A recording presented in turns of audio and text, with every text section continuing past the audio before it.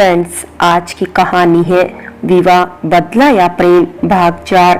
पिछले भाग में आपने पढ़ा, तनय निशा के कान में कहता है, चुपचाप खड़ी रहो, मोम के सामने तमाशा नहीं चाहिए, वरना शौक नहीं मुझे भी तुम्हारे पास खड़ा होने का।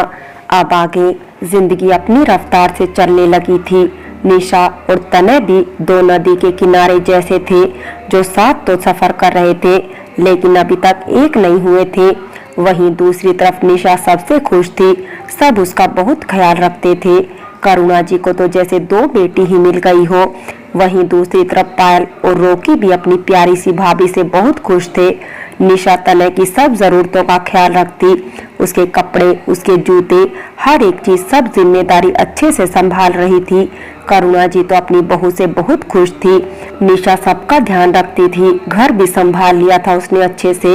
लेकिन तनय का रवैया ऐसा ही था जैसे पहले दिन था।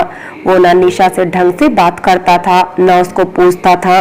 सब साथ में एक दिन डिनर कर रहे थे और निशा मेड के साथ खड़े होकर सबको सर्व कर रही थी। तभी करुणा जी प्यार से बोली, अरे मेरी बच्ची, तुम भी खुद सुकून से बैठकर खाना खा लिया करो, हर समय सबका ख्याल रखती हो, इनकी आदतें बिगाड़ रही हो। नहीं मोम, बस मेरा मन करता है। फिर जब पायल और रोकी कॉलेज से आ जाते हैं, वो अकेले नहीं खाते, इसलिए मैं उनके साथ बैठकर खा लेती हूँ। एक तो पायल और रोकी, वो भी तुम्हें बहुत परेशान करने लगी हैं। तभी करुणा जी ने तनय को देखा, प्यार से बोली, बेटा तनय, तुम्हारी शादी को 1 हफ्ता हो गया बच्चे, हनीमून पर चले जाओ तुम दोनों। ऐसे थोड़ी ना होता है, देखो नई नई शादी हुई है तुम्हारी, उसके बाद इंसान बच्चों में उलझ जाता है, कहाँ मौका मिलता है कहीं घूमने फिरने का। अभी दोनों घुमाओ, मैं टिकट बुक करा दूंगी, बताओ कहाँ जाओगे। निशा बेटा, तुम्हारी कोई पसंद है क्या? तनय खाते खाते रुक गया और चम्मच उसके मुंह तक जाते जाते रह गई। तनय शब्द ढूंढने लगा, वो माँ, क्या है ना, मैंने भी सोचा था यही, लेकिन अभी निशा भी जाना नहीं चाहती, और निशा से तो मैंने पूछा था, इसने ही मुझे मना कर दिया। क्यों, है ना निशा? निशा एकदम घबरा के बोली, जी मोम, मैं ही कह रही थी इनको, अभी नहीं जाते, कुछ दिन बाद ही चलेंगे।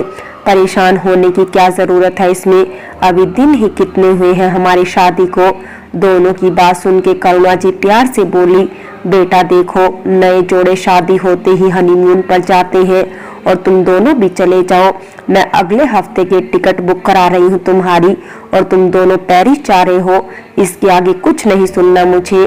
तनय करुणा जी के सामने कुछ नहीं बोला, लेकिन उसने सोचा था निशा से इस बारे में बात करेगा। जब दोनों रूम में गए, तनय निशा को देख के बोला, निशा कहाँ हो तुम, मेरी शर्ट प्रेस कर दो, किधर हो? अच्छा लाइए, मैं किसी मेड से करा दूंगी, मैं कुछ काम कर रही हूँ।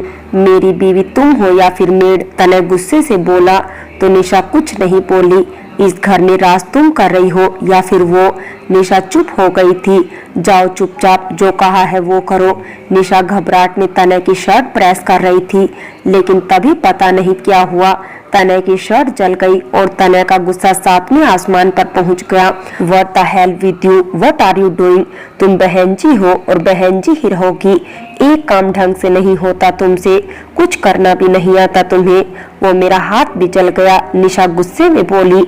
तभी तनय की नजर उसके हाथ पर पड़ी। माय फुट, हाथ जल गया। जाओ दूसरी शर्ट लेकर आओ और मेरी आंखों के सामने से दूर हो जाओ, दिख मत जाना। अब तनय गुस्से में बोला तो निशा रोती हुई वहां से चली गई। निशा जब नीचे किचन में आई, उसका हाथ काफी लाल हो चुका था। तभी वहां पायल आके बोली, क्या कर रही है मेरी प्यारी भाभी?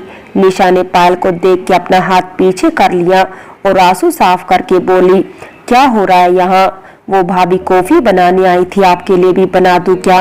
निशा उसका ध्यान हटाते हुए बोली, हाँ हाँ क्यों नहीं, मैं भी तो अपनी प्यारी ननद के हाथ की कॉफी पी के देखूं।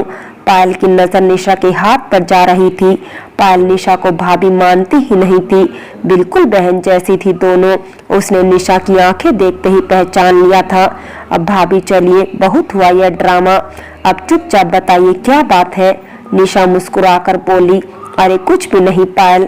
तभी पायल की नजर निशा के हाथ पर पड़ी। भाभी यह क्या हो गया? अरे वो पायल कुछ नहीं, बस ऐसे ही थोड़ा सा हाथ जल गया। भाभी यह थोड़ा सा है, आपको लग रहा होगा यह थोड़ा सा, यह सब कैसे हुआ भाभी? भाभी किसी को बताया या नहीं? पायल ने जल्दी से निशा का हाथ ठंडे पानी में डाला और डॉक्टर को कॉल किया।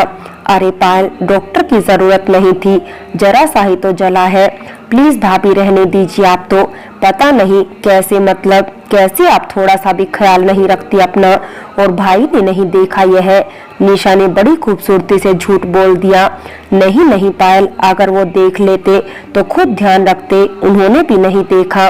कोई नहीं भाभी, मैंने देख लिया ना, मैं ध्यान रखूंगी, डॉक्टर आता ही होगा, तब तक आप इसको ठंडे पानी में रखो। पर पायल परेशान मत हो तुम, प्लीज भाभी। तभी डॉक्टर आ गया और पायल ने जल्दी से निशा के हाथ पर दवाई लगवाई और डॉक्टर के जाने के बाद निशा को कॉफी देके बोली। निशा अब पायल से बोली, पायल आप मुझसे पहले वादा करें मोम को इसके बारे में कुछ नहीं बताएंगी। पर भाभी प्लीज पायल, मैंने आपकी बात मानी ना, अब आप मेरी भी मान लीजिए। तभी रोकी आके, ओ मेरी स्वीट भाभी और चूया, एक जगह क्या बातें हो रही है? निशा ने हंस के कहा, आपकी बुराई हो रही है शैतान देवर जी। रोकी बनावटी चिढ़ के बोला, ओहो, मतलब आते ही तूने भाभी से मेरी शिकायतें लगानी शुरू कर दी चुईया। जा जा तू अपना काम कर, और भाभी मेरी है, मैं कुछ भी करूं, है ना भाभी? पायल निशा के पास जाके बैठ गई। तुझे तो वैसे भी कूड़े के ढेर से उठाकर लाए थे, इसलिए रिश्ते के हिसाब से तो मेरी भाभी हुई ना। रोकी निशा की गोद में सर रखकर बैठ गया। अब निशा का मूड भी ठीक हो गया था, सब हंसी मजाक कर रहे थे और खुश भी थे। निशा भी उनका साथ दे रही थी। वहीं दूसरी तरफ तनय का फोन बज रहा था। काफी देर बाद तनय ने फोन उठाया। यह मैं क्या सुन रही हूँ तनय, तुम उस बहन जी के साथ हनीमून पर जा रहे हो, वो भी Paris? No, how dare you Tanay, सोच भी कैसे लिया तुमने? तुम तो बड़ी बड़ी बातें कर रहे थे उस दिन। यार मेरी बात तो सुनो दियांशी, मैं खुद नहीं जा रहा, मोम ने जबरदस्ती की मुझ पर। यार मुझे खुद उसके साथ रहते हुए सांस नहीं आती, कैसे समझाऊं तुम्हें? तो एक काम करना, अपनी माँ के कहने पर उसके साथ सुहागरात मना लेना, अपनी माँ के कहने पर उसके साथ बच्चे पैदा कर लेना। तनय हेलो हेलो करता रह गया और दूसरी तरफ फोन कट चुका था। दियांशी ने जैसे ही फोन रखा, उसकी माँ चिल्ला के बोली, शर्म आती है तुम्हें अपनी बेटी कहते हुए, तुमसे एक लड़का नहीं पटा दियांशी। दियांशी भी गुस्से में बोली, मोम वो लड़का कोई आम नहीं है, वरना हजारों लड़कों को मैंने अपने आगे पीछे घुमाया है, जानती हैं आप तो। और उन हजारों लड़कों से मुझे कोई मतलब नहीं। मैंने तुमसे एक काम करने को कहा था, तनय रॉयल को फंसाने को, वही काम नहीं हुआ तुमसे, और तुम उसके साथ एक रात बिता लेती तो वो तुम्हारा हो जाता। अगर उस बहन जी ने उस खानदान को वारिस दे दिया ना, तो तुम्हारा पत्ता साफ है उस दिन। नहीं मोम, मैं ऐसा कभी नहीं होने दूंगी, मैं कभी तनय और निशा को करीब नहीं आने दूंगी, उसके लिए मुझे किसी भी हद तक जाना पड़े। दियांशी की आंखों में इस समय जुनून दिख रहा था। काफी देर बाद निशा अपने रूम में आई तो तनय सर पर तकिया रखकर सो रहा था। जब निशा का हाथ जला तब तो इतना दर्द नहीं हुआ था, लेकिन पता नहीं क्यों अब उसको वो दर्द महसूस हो रहा था। निशा किचन में जाकर फ्रिज से ठंडा पानी लाई और अलग से बोतल भी लाई और दोनों को लेकर बैठ गई। अब उसको यह समझ में नहीं आ रहा था करे क्या। अगर वो तनय को जगाती है तो तनय बिना सोचे समझे निशा को सुना देगा। निशा से अब जलन सहन नहीं हो रही थी, वो पूरे कमरे में चक्कर काट काट कर आंखों में पानी लिए घूम रही थी। अब रात के 3 बज चुके थे, लेकिन निशा की आंखों से नींद कोसों दूर थी। चलते चलते निशा को पता नहीं क्या हुआ, उसके पैर के आगे कुछ आया और उसका बैलेंस बिगड़ा और वो सीधा जाके तनय के ऊपर गिरी और उसके हाथ में जो ठंडे पानी की बोतल थी वो तनय के ऊपर गिर गई। एक पल को तो तनय को होश ही नहीं रहा, यह हो क्या गया। पर फिर भी उसने आंखें रगड़ कर देखा तो आधे से ज्यादा पानी उसके ऊपर था और निशा का तो हाल ऐसा था जैसे काटो तो खून नहीं। वो शर्म और डर के मारे तनय के सीने में गड़ी जा रही थी। बेचारी के पास और कोई चारा भी कहाँ था, करती भी क्या, खुद उसने आफत मोल ली थी तनय को छेड़कर। बेचारी निशा। अब ऐसा सीन था कि तनय नीचे, निशा ऊपर और पानी की बोतल उन दोनों के ऊपर। पहले तो तनय का दिमाग खराब हो गया, लेकिन जब उसको होश आया उसने झटके से निशा को धक्का दिया। बेवकूफ लड़की, दिमाग खराब हो गया है क्या तुम्हारा? मुझे लगा तुम्हारे अंदर थोड़ी तो अकल होगी, लेकिन नहीं, तुम्हारे अंदर तो वो भी नहीं। तुम्हारे अंदर अकल बिल्कुल खत्म हो गई है। आधी रात को पानी डाल के कौन जगाता है?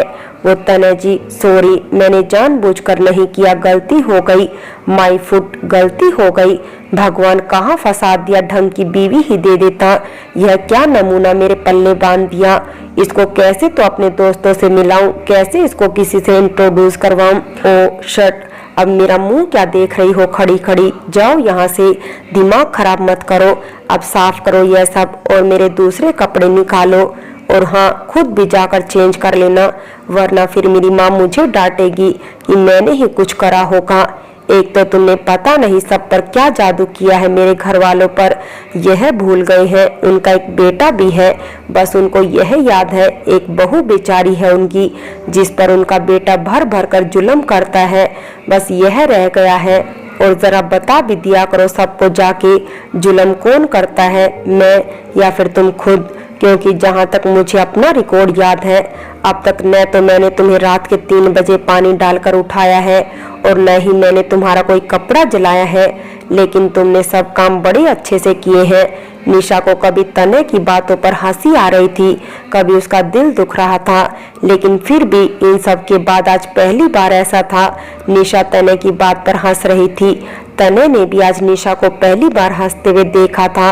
उसके गालों में गड्ढे पड़ते हुए और भी खूबसूरत लग रहे थे। इस समय वो किसी का भी दिल अपनी मुट्ठी में ले सकती थी, लेकिन ये तने रॉयल है जो दिल लूटना जानता था, लेना नहीं। निशा को जब लगा तने उसको देख रहा है, उसने जल्दी से अलमीरा से कपड़े निकाले और एक अपना नाइट सूट निकाल कर बैठ गई। एक काम करिए, पहले आप चेंज कर लीजिए, क्योंकि मैं इतना भीगी नहीं, आप ज्यादा भीग गए हैं। What do you mean by नहा लूं? तुम्हें क्या लगता है मुझे सर्दी लग जाएगी और मैं सर्दी नहीं झेल सकता? नहीं तने जी, मेरा यह मतलब नहीं था।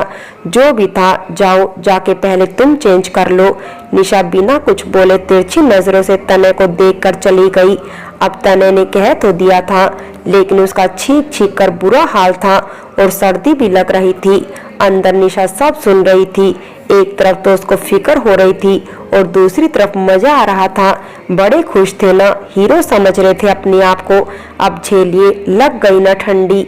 फ्रेंड्स, बाकी की कहानी अगले भाग में देखिए, और अगर कहानी अच्छी लगी हो तो लाइक करें, शेयर करें और प्यार भरी कहानी चैनल को सब्सक्राइब करें।